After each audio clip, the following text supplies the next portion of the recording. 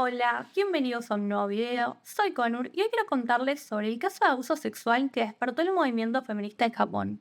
Se trata de la historia de la periodista Ito Shiori. Ella documentó todo, desde su primera denuncia hasta el final del juicio, pasando por sus problemas de salud mental y hasta un intento de suicidio.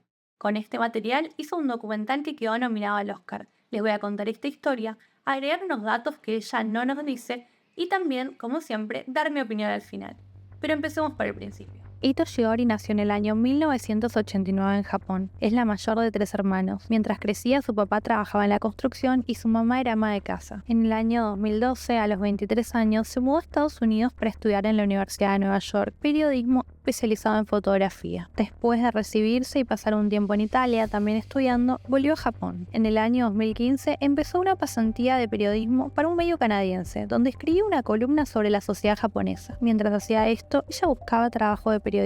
Como la política era un tema que le interesaba mucho, decidió mandarle un mail a Noriyuki Yamaguchi. Yamaguchi era una persona extremadamente famosa en Japón. Había trabajado como presentador de televisión, en la radio y había sido biógrafo del primer ministro. Cuando recibió el mail, él se encargaba de las noticias de una importante cadena de televisión. Yamaguchi, de 49 años en ese momento, le dijo que había trabajo disponible y que le gustaría entrevistarla en persona. La citó entonces en un bar. Shiori dice que cuando llegó se sorprendió mucho de verlo solo. Ella había asumido que iba a haber más gente. Lo que pasó en ese encuentro es bastante confuso. Shiori recuerda que en un momento se levantó para ir al baño y se sintió muy mareada. Lo próximo que sabe es que abrió los ojos y estaba en un lugar que no conocía, desnuda, con un hombre encima de ella. Tardó en reconocer que se trataba de Yamaguchi. Ella forcejeó para sacárselo de encima, pero no pudo. Entonces le pidió ir al baño. Él la dejó levantarse. Ella se encerró adentro un rato. Estaba desnuda y confundida. Salió para buscar su ropa. Y ahí él la agarró por la fuerza, le dobló el brazo y la tiró contra la cama. Él la obligó a seguir teniendo relaciones.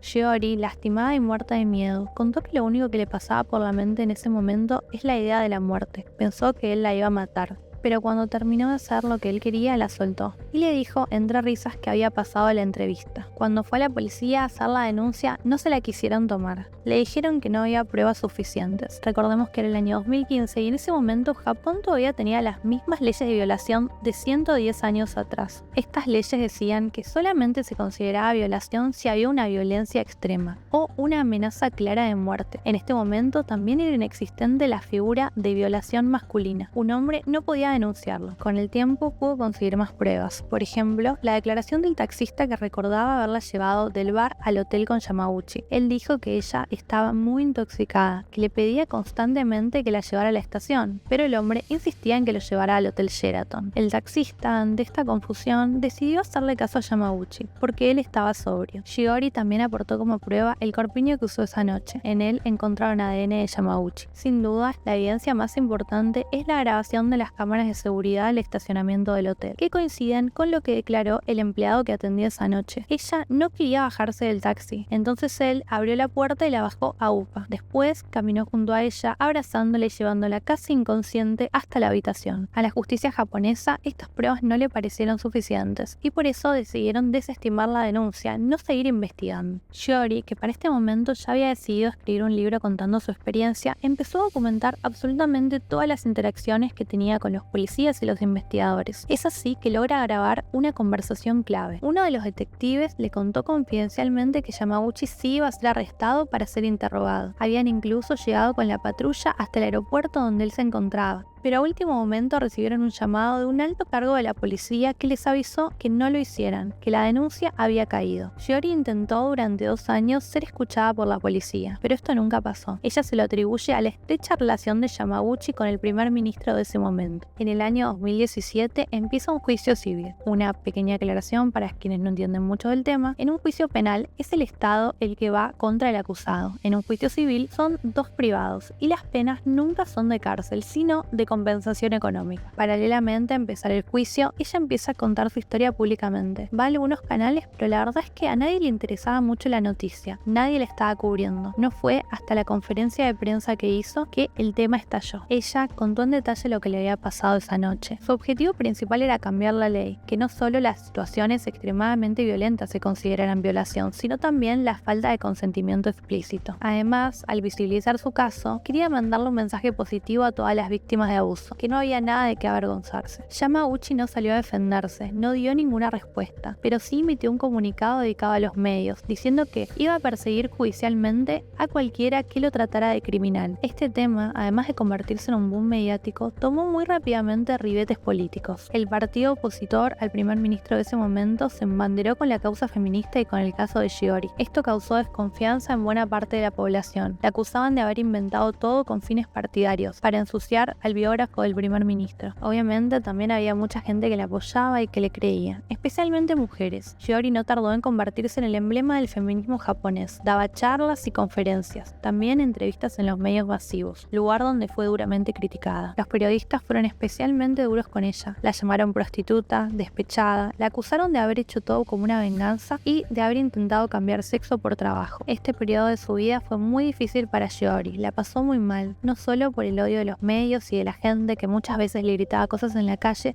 sino también porque temía por su seguridad. Fue amenazada varias veces y diferentes camionetas le espiaban en la puerta de su casa y a donde quiera que fuera. Terminó mudándose con una amiga. En el año 2018 salió a la venta su libro, Black Box, es decir, Caja Negra. La oposición al primer ministro estaba muy contenta de que ella hubiera sacado el libro unos días antes de las elecciones. Esperaban que esto tuviera un peso en la decisión de la gente y en agradecimiento le ofrecieron un puesto. Ella se sorprendió mucho de la propuesta y no lo aceptó. Al final, el primer ministro fue reelecto. Ganó el amigo de su violador. Mientras tanto, la salud mental de Shiori se empezó a deteriorar. El entusiasmo inicial para pedir justicia se transformó lentamente en cansancio y depresión. En el año 2019, Yamauchi consigue su primera entrevista para hablar del tema. Lo hace al New York Times. Hoy en día la entrevista no está disponible. De hecho, no se sabe casi nada de la vida personal de Yamauchi. Tiene redes sociales, pero no pone nada personal. No se sabe si está casado ni si tiene hijos. Shiori cuenta que se sentó en su computadora para leer la entrevista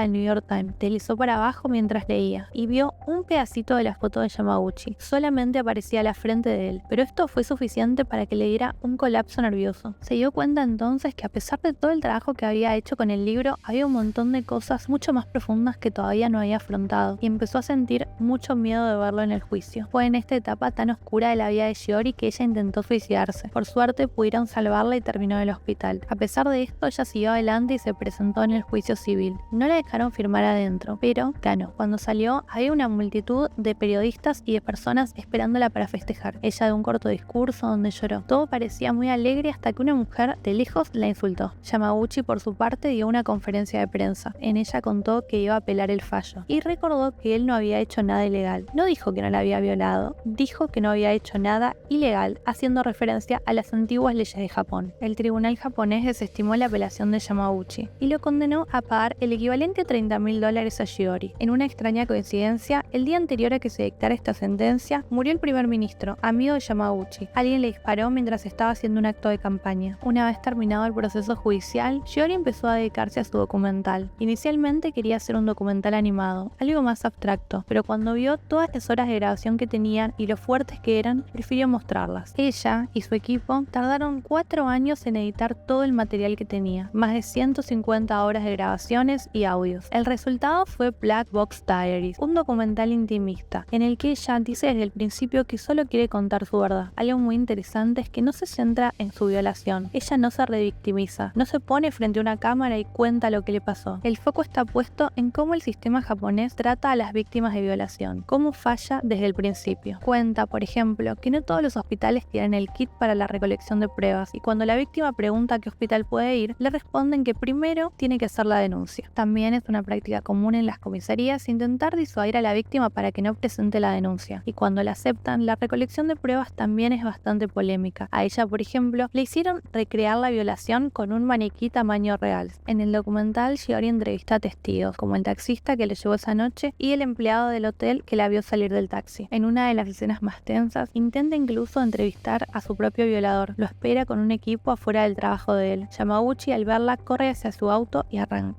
Shiori nos presenta también a su padre y a su madre. Ninguno de los dos la apoya en su decisión de hacer pública la historia. Le advierten desde el principio que tienen más que perder que ganar y que esto está separando a su familia. El resto de su familia decidió no aparecer en el documental. Solo figura la llamada telefónica de una de sus hermanas, en la que le dice que no denuncie el incidente porque va a ser estigmatizada y la gente va a pensar que es una víctima. Le recomienda que si lo hace, por lo menos no muestre la cara. Su documental se estrenó en el año 2024 en el Festival de Sundance, el más importante en su género. Se proyectó también en Estados Unidos, Canadá, Australia y Londres. El documental fue un éxito rotundo. Tuvo 23 nominaciones a premios internacionales y ganó 8. Sin duda, la nominación más importante fue la de los premios Oscar. Shiori estuvo en la alfombra roja y presenció la ceremonia. Al día de la fecha, 8 de marzo, el documental nunca fue presentado en Japón. Los padres de Shiori todavía no lo vieron. Shiori, que se mudó a Berlín, no quiere que sus padres se encuentren a solas con el documental. Por eso está esperando que lo proyecten en Japón, para que ellos puedan verlos con una audiencia que los apoye. Yamaguchi, por su lado, sigue viviendo en Japón. Trabaja como periodista independiente. Tiene redes sociales abiertas donde a veces sube fotos con armas. A pesar de su condena, todavía hay gente que lo apoya. Gracias a todo el movimiento que inició Shiori, algunas leyes de Japón cambiaron. La edad de consentimiento, por ejemplo, pasó de 13 años a 16 y ahora existe la figura de violación masculina. Los hombres pueden denunciar. En cuanto a este caso, siento que hay un elefante en la sala, algo de lo que nadie habla, pero está ahí.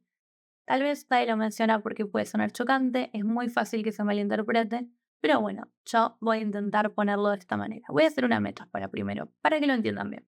En la Argentina, por ejemplo, hay lugares que son muy inseguros, donde la verdad no se puede caminar de noche porque es muy probable que te roben. Obviamente que nadie debería robar, que el malo es el ladrón, que uno debería tener derecho a caminar por todo su país a cualquier hora. Pero esa no es la realidad. La realidad es que hay lugares que son inseguros. Entonces, como medida de seguridad, muchas personas elegimos no caminar por ahí y le decimos a otra gente que no camine por ahí, para que tenga cuidado. Creo que pasa lo mismo en las entrevistas de trabajo que son fuera de ambientes laborales. Yo sé que esto pasa mucho, sobre todo a personas profesionales. Te dicen de juntarse en un café, en un restaurante o, bueno, incluso en un bar. Lamentablemente creo que lo mejor es ante estas propuestas informales decir que no, siempre pedir un Zoom o ir a una oficina donde hay más gente, no porque te vayan a violar como le pasó a ella, sino porque hay muchas posibilidades de pasar un momento incómodo. Y la realidad es que la persona que le interesa realmente tu trabajo te va a hablar por Zoom, te va a hablar por mail, te va a entrevistar en contextos donde lo que importa es el trabajo y no vos en persona adelante de él. Dicho esto, también tengo que decir que estoy segura de que si esto le pasó a Shiori, le debe haber pasado a otras mujeres, porque no creo que sea algo que Yamaguchi haya hecho una sola vez. Lo que siento que puede haber pasado es que como algunas tal vez sí aceptaron el trabajo, hoy en día no lo denuncian para no perderlo. A diferencia del Ni Una Menos de Argentina o el Michu de Estados Unidos, Shiori denunció apenas pasó, no dejó pasar muchos años como en el caso de los otros dos países. Creo que esto influye mucho en que todavía no salieron otras víctimas, tal vez dentro de unos años empiecen a salir más. En cuanto a Shiori, me parece sumamente admirable la valentía que tuvo. Cuando ella hizo todo público, sabía que su vida iba a cambiar para siempre, en todo sentido, en lo laboral, lo familiar, lo sentimental, y sin embargo se animó y lo hizo. Me parece una locura que una persona en un caso pueda iniciar todo un movimiento. Pero por otro lado, también me parece un poco riesgoso el tema del documental para su salud mental, porque no es algo que ella hizo y dejó atrás, sino que constantemente está haciendo entrevistas sobre el tema, está dando charlas, y esto es básicamente revivir una y otra vez el peor momento de su vida. Además, también está el tema de la nominación al Oscar, de los premios que ganó. Creo que debe ser muy difícil para una persona esta ambivalencia de decir, me pasó esto tan trágico, pero a raíz de eso vinieron muchas cosas buenas, muchos reconocimientos, mucho crecimiento laboral. Debe ser algo muy difícil para trabajar uno mismo. Espero por su bien que haga muchos documentales más sobre otras temáticas, que se despegue el tema y que tenga mucho más éxito con este. Realmente lo va a necesitar porque no creo que sea positivo para una persona quedar atado, identificado, pegado al peor momento de su vida. Pero bueno, hasta acá llegó mi opinión y el video. Muchas gracias por haberlo visto hasta el final. Les pido por favor que se suscriban, es un canal nuevo y tienen muchas más historias, una más fuerte que la otra. También pueden seguirme en Instagram, donde ya somos 42.600. No quiero irme sin agradecerle a Ezequiel, el editor de este video. Les dejo las redes de él abajo, así pueden contratarlo. Nos vemos en el próximo.